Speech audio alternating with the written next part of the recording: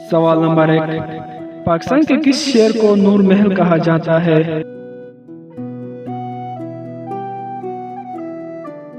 सही जवाब है बहावलपुर। सवाल नंबर 2, दुनिया की खालिश तरीन ज़बान कौन सी है?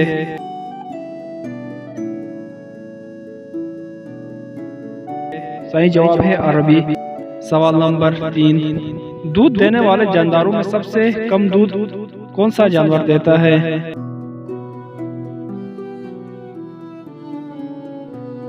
सही जवाब है हाथी। सवाल नंबर 4, अहले जन्नत की पहली ग़िज़ा क्या होगी?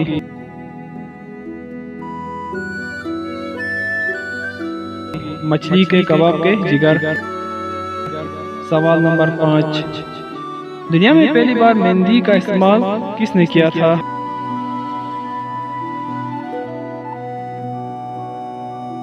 सही जवाब है हज़रत इब्राहिम अलैहिस्सलाम ने। सवाल नंबर 6, कुरान की सबसे छोटी सूरत का नाम क्या है?